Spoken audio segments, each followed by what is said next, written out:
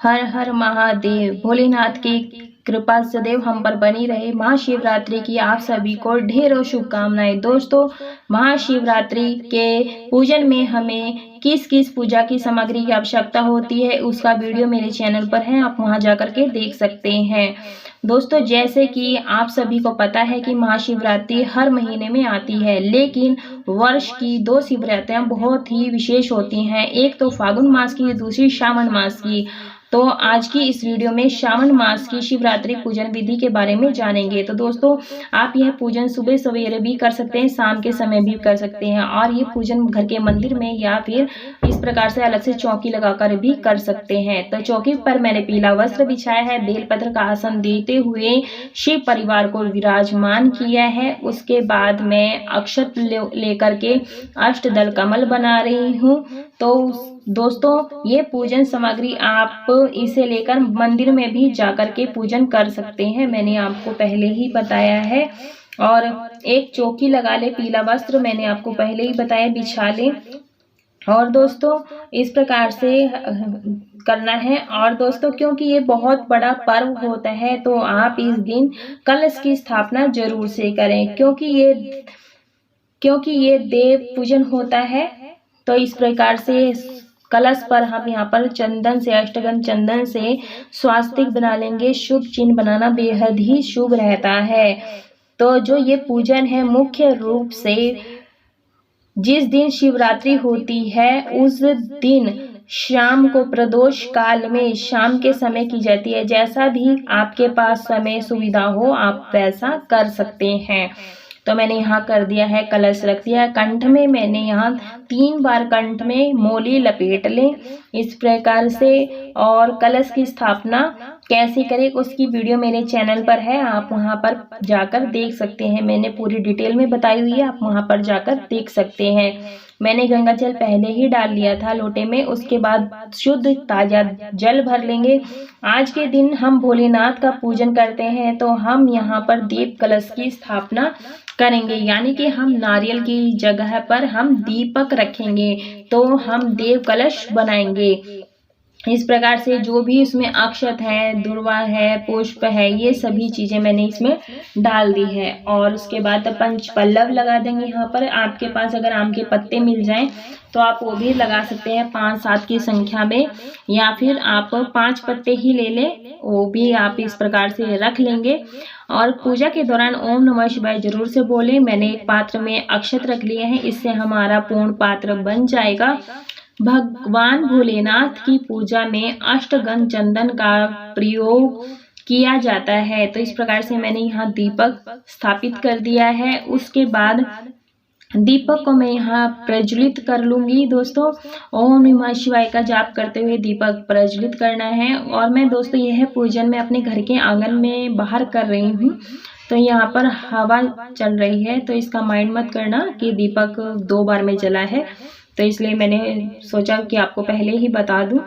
और इस प्रकार से मैंने एक थाली ली है, बेलपत्र का आसन देते हुए शिवलिंग को और नंदी महाराज को विराजमान कर लिया है। और हाथ में अक्षत पुष्प लेकर के भगवान शिव परिवार में सभी को, वरुण कलश को, वरुण देव कलश को, और साथ में शिव जी को सभी का आवाहन करेंगे। हे देवी देवताओं, आप सब आइए, मेरी पूजा स्वीकार कीजिए और अपना आशीर्वाद हम पर बनाए रखिए। तो इस प्रकार से आवाहन करने के बाद अक्षत पुष्प भगवान के चरणों में छोड़ देंगे और जल से शुद्धिकरण कर लेंगे, पवित्रीकरण कर लेंगे। उसके बाद ओम नमः शिवाय, ओम नमः शिवाय मंत्र का जाप करते हुए एक धार में अभिषेक करेंगे शिव जी का। तो इस प्रकार से आप नमः शिवाय का जाप जरूर से करें, पंचामृत से अभिषेक जरूर से कराएं। आप चाहें तो अलग अलग करके भी सभी चीज़ों का अभिषेक करा सकते हैं। जल, गंगा जल, घी, शहद, दूध, दही, इस सभी का अलग अलग से भी अभिषेक करा सकते हैं। उसके बाद फिर से जल से अभिषेक करा देंगे।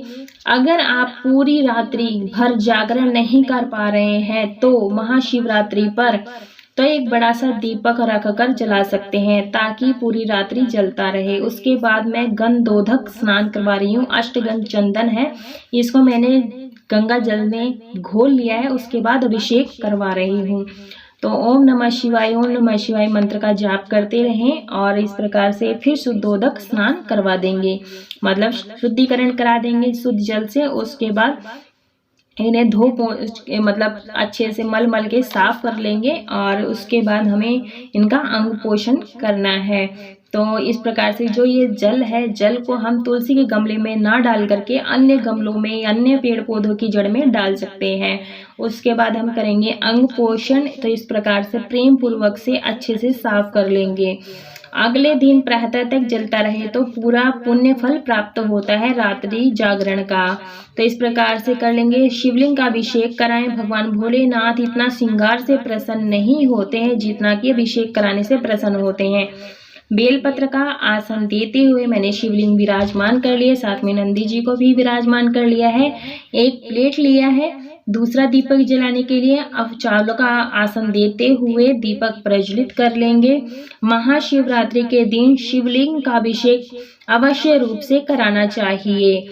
तो इस प्रकार से चंदन से, अष्टगंध चंदन से त्रिपुंड बना देंगे प्रेम पूर्वक से। इस प्रकार से आप चाहे शिवालय में जा करके, चाहे घर पर करें, चाहे मिट्टी के शिवलिंग बना करके करें, चाहे आपके घर में किसी भी प्रकार के शिवलिंग हो, अभिषेक जरूर से करें। तो इस प्रकार से हम अष्टगंध चंदन से सभी का तिलक कर देंगे। तो आप इस प्रकार से भगवान का ध्यान करते हुए चंदन का ही तिलक लगाएं। जैसा कि शिवरात्रि है तो प्रातः उठकर स्नान आदि कार्यों से निवृत्त होकर के सिंपल साधारण सी पूजा करें। तो इस प्रकार से संकल्प लें जैसे आपको व्रत और पूजन करना है। फिर इस प्रकार से शाम के समय विशेष पूजा की जाती है चौकी लगा करके। तो इस जो मोस्टली ज्यादातर भगवान शिव की पूजा शाम के समय प्रदोष काल में, निषेध काल में की जाती है। उस प्रकार उसके बाद हम दीपक का भी पूजन करेंगे प्रदोष काल में, जो कि सूर्य अस्त के 45 मिनट पहले और सूर्य अस्त के 45 मिनट के बाद की जाती है। करीब 1.5 घंटे का टाइम होता है, तब आप इस पूजन को करें। तो इस प्रकार से आप कुमकुम से तिलक लगा देंगे। माता पार्वती को भी कुमकुम से तिलक लगा देंगे। आप चाहे तो माता को 5 बार या 7 बार तिलक लगा सकते हैं। मैंने यहाँ पर अशोक सुंदरी में तिलक लगाया है और जलहरी की तरफ, क्योंकि शिवलिंग में पूरा परिवार विराजमान रहता है। इस प्रकार से कुमकुम से, सिंदूर से तिलक लगा देंगे माता पार्वती को। आप चाहे तो 5 बार या 7 बार भी लगा सकते हैं। और जो आपकी उंगली में सिंदूर या तिलक बच जाता है उसे आप अपनी मांग में जरूर से लगा लें। और जो कुंवारी कन्याएं हैं वो अपने मस्तक पर लगा लें। और गणेश जी को दुर्वा और लाल पुष्प अर्पित कर देंगे इस प्रकार से। और माता पार्वती को भी लाल पुष्प अर्पित कर देंगे। लाल पीले जो भी आपके पास उपलब्ध हो आप वो अर्पित कर दें। तो इस प्रकार से नंदी जी को दुर्वा अर्पित कर देंगे, लाल पुष्प अर्पित कर देंगे यहाँ पर। तब आप इस पूजन को करें। तो शाम को आप ये विशेष पूजन करें महाशिवरात्रि पर। वैसे तो शिवरात्रि पर 4 पहर की पूजा करने का विधान है, लेकिन प्रदोष काल में निषेध काल में ही आप पूजा करें भगवान शंकर जी का। तो इस प्रकार से मैंने बेलपत्र लिया है, बेलपत्र पर मैं चंदन से तिलक लगा रही हूँ। आप चाहे तो यहाँ पे ओम नमः शिवाय लिख कर अपनी मनोकामना बोलते हुए शिवलिंग पर चढ़ा दें। आप चाहे तो बेलपत्र 5, 7, 108 की संख्या में भी चढ़ा सकते हैं। लेकिन अगर कुछ भी ना मिले तो आप बेलपत्र एक तो जरूर से ही अर्पित करें। भगवान भोलेनाथ एक बेलपत्र से भी प्रसन्न हो जाते हैं। चिकनी साइड होकर के ही चढ़ाएंगे। और आंकड़े का फूल, मदार का फूल, अकौवे का फूल, धतूरे का फूल, ये सभी फूल हम चढ़ा देंगे। तो इस प्रकार से धतूरे का फूल फल मिल जाए। मैं यहाँ चमेली का फूल अर्पित कर रही हूँ। भगवान शिव को सफेद फूल अति प्रिय होते हैं, तो आप सफेद फूल अर्पित कर दें। मदार का फूल जरूर से चढ़ाएं। एक फूल 1000 फूलों के बराबर होता है, तो आप मदार के सफेद फूल, पत्ते, फल जरूर से चढ़ाएं। कमल का फूल हो सके तो आप जरूर से चढ़ाएं, क्योंकि भगवान शिव को कमल का फूल अति प्रिय होता है। तो इस प्रकार से चढ़ा देंगे। तो इसी विधि से हमें महाशिवरात्रि की रात को पूजा करना है प्रदोष काल में। तो इस प्रकार से धतूरे के पत्ते, इस प्रकार से हम सभी चीजें जो भगवान भोलेनाथ की प्रिय चीजें हैं वो सभी यहाँ पर अर्पित कर देंगे। मैंने यहाँ कांटेदार फल है धतूरा, वो मैंने अर्पित कर दिया। अगर आपको ज्यादा मिल पाते हैं तो आप ज्यादा चढ़ा सकते हैं, नहीं तो एक दो मिल जाए तो भी चढ़ा सकते हैं। तो मैं यहाँ धतूरे के, मदार के सफेद पत्ते जो है वो मैं अर्पित कर रही हूँ। तो इस प्रकार से प्रेम पूर्वक से ओम नमः शिवाय जाप करते हुए चढ़ाएं। कनेर के फूल अर्पित करना जरूर से चाहिए। अगर कनेर के फल मिल जाते हैं तो आप वो भी चढ़ा सकते हैं कनेर के फूल के। तो पीले फूल कनेर के भगवान शिव को अति प्रिय होते हैं। जो भी आपके पास लाल, पीले, सफेद जो भी पुष्प मिल पाए आप उस पुष्प से ही पूजन कर सकते हैं। तो इस प्रकार से हम सभी को पुष्प अर्पित कर देंगे। वरुण कलश को भी, दीप कलश को भी, सभी को यहाँ पर पुष्प अर्पित कर देंगे। दोस्तों, जब आपकी पूजा संपूर्ण हो जाती है तब वहीं पर बैठ करके शिव चालीसा पढ़ सकते हैं। तो जो भी आपने पूजा कंप्लीट करनी है वो कंप्लीट कर सकते हैं। भांग, धतूरा, जो भी शमी पत्र है, शमी का फूल है, वो आप अर्पित कर सकते हैं। मैं यहाँ पर इत्र लगा करके वस्त्र रूपी कलावा अर्पित करूंगी। आप चाहें तो आप भगवान शिव को पीले वस्त्र अर्पित कर सकते हैं, माता पार्वती को लाल चुनरी अर्पित कर सकते हैं। तो मैं यहाँ पर इत्र लगा करके वस्त्र रूपी कलावा शिवलिंग पर अर्पित कर दी हूँ, नंदी जी को अर्पित कर दी, शिव परिवार पर अर्पित कर रही हूँ। इस प्रकार से प्रेम पूर्वक आप ओम नमः शिवाय का जाप करते हुए ही हर चीज अर्पित करेंगे। जनेऊ अर्पित कर देंगे और गणेश जी को भी जनेऊ अर्पित कर देंगे। तो दोस्तों, ये जनेऊ जब हमारी पूजा संपूर्ण हो जाती है तो हम अपने घर में परिवारजन में दे सकते हैं पहनने के लिए। वरुण कलश को भी यहाँ पर वस्त्र रूपी कलावा अर्पित कर दिया है। भस्म अर्पित कर देंगे शिव जी को। तो आप चाहे भस्म जब अभिषेक करा रहे थे उसके बाद, जब आप श्रृंगार करते हैं उसके बाद भी कर सकते हैं, या फिर बाद में भी चढ़ा सकते हैं। इसका मन में संशय ना करें कि हमने पहले नहीं चढ़ाया, बाद में नहीं चढ़ाया, ऐसा कुछ भी नहीं है। जब आप चढ़ाएं तभी चढ़ाएं, पर जो भी चढ़ाएं श्रद्धा भाव से प्रेम पूर्वक से अर्पित करें। तो अबीर अर्पित कर देंगे यहाँ पर सभी को। ओम नमः शिवाय मंत्र का जाप करते रहेंगे। सभी को अबीर अर्पित कर देंगे, गुलाल अर्पित कर देंगे।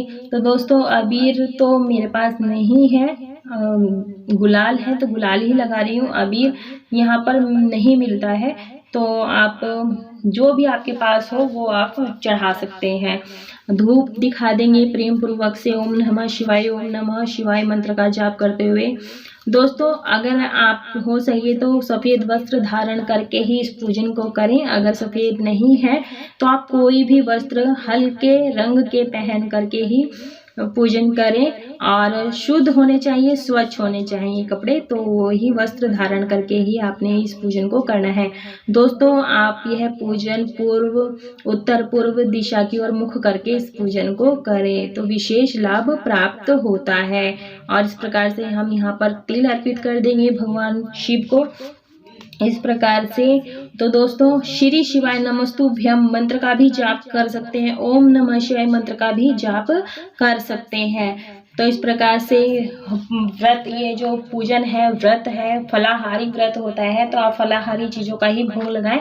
मैं यहाँ पर मावे की मिठाई का भोग लगा रही हूँ, दूध से बनी होती है, और साथ में ऋतु फल, जो भी आपके पास ऋतु फल हो आप उस चीज का भोग लगा सकते हैं। तो अगर आपके पास बेलपत्र है तो भोग में बेलपत्र डाल सकते हैं, नहीं तो आप ऐसे ही स्वीकार कर दें और भोग लगा दें। और माता रानी को, माता पार्वती को श्रृंगार की सामग्री अर्पित कर देंगे। और शिव चालीसा जो पुस्तक है हम पढ़ने वाले हैं उसमें हम तिलक लगा लेंगे, अक्षत अर्पित कर देंगे, पुष्प अर्पित कर देंगे। इस प्रकार से, क्योंकि हम इनका पाठ करेंगे, चालीसा पढ़ेंगे, तो जब आप पाठ करें, चालीसा करें, कुछ भी मंत्र का जाप करें तो हाथ में अक्षत पुष्प लेकर ही पाठ करें, या फिर कुछ दक्षिणा लेकर ही पाठ करें। तो मैं यहाँ जल का भोग लगा रही हूँ, तो मैंने बेलपत्र डाल दिया है, क्योंकि इससे भगवान शीघ्र ही स्वीकार कर लेते हैं। जो ये हमारी पूजा है हमने किसी पंडित से या महापुरुष से नहीं कराई है, खुद से पूजा की है। तो पूजा में जो कमी रह जाती है या कोई त्रुटि हो जाती है तो उसके लिए हमें क्षमा याचना मांगनी होती है। तो इस प्रकार से मैं यहाँ पर कपूर से आरती कर रही हूँ। कर्पूर, कर्पूर मतलब कि जो भी पूजा पाठ में कोई कमी बेसी रह जाती है तो कर्पूर से हमारी पूरी हो जाती है। तो भगवान की पूजा में घंटी का नाद नहीं किया जाता, डमरू बजाया जाता है। तो डमरू आप जरूर से बजाएं। उसके बाद गणेश जी की सबसे पहले आरती करें, फिर शिव ओम नमः शिवाय शिव जी की आरती करें, माता पार्वती की आरती करें, वरुण कलश की आरती करें, दीप की आरती करें। इस प्रकार से आरती कर लेंगे। उसके बाद हमें प्रेम पूर्वक से आरती करनी है। अगर आपको आरती आती है तो गा सकते हैं, नहीं तो सिर्फ ओम नमः शिवाय कर सकते हैं। उसके बाद दक्षिणा जरूर से निकालें। तो दक्षिणा चढ़ाने से वो संपूर्ण हो जाती है जो हमारी कमी बेसी रहती है। हाथ जोड़ लेंगे, पूजा में रही कोई भी भूल चूक गलती हो गई वो क्षमा मांग लें। फिर आचमनी कर लें, पहले दीपक को ठंडा कर देंगे, कपूर आरती को। फिर ये दक्षिणा किसी योग्य ब्राह्मण को दे देंगे या पंडित को दे देंगे, क्योंकि ये कर्मकांड तो ब्राह्मणों के होते हैं। यदि हम स्वयं कर रहे हैं तो उनके नाम का कुछ ना कुछ जरूर से निकालते हैं। इस दिन चाहे तो पूरी रात जागरण कर सकते हैं। हाथ जोड़ लें। आचमनी करने से भगवान हमारी पूजा को शीघ्र ही स्वीकार कर लेते हैं। शिव पुराण का पाठ कर सकते हैं। रुद्राक्ष की माला से शिव के पंचाक्षरी मंत्र का भी जाप कर सकते हैं। हो सके तो पूरी रात्रि जागरण करें।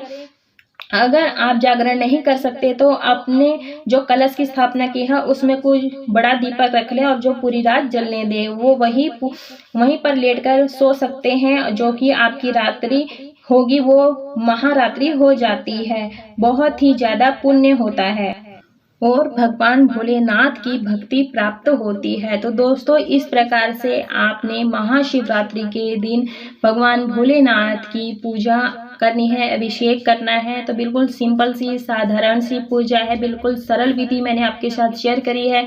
अगर वीडियो पसंद आई है तो वीडियो को लाइक करें और ज़्यादा से ज़्यादा शेयर करें ताकि अन्य लोग भी इस वीडियो से लाभ प्राप्त कर सके। और अगर मेरे चैनल पर पहली बार आए हैं तो चैनल को सब्सक्राइब कर लीजिए और ताकि आने वाले हर नोटिफिकेशन आपको सबसे पहले मिल सके। कमेंट बॉक्स में हर हर महादेव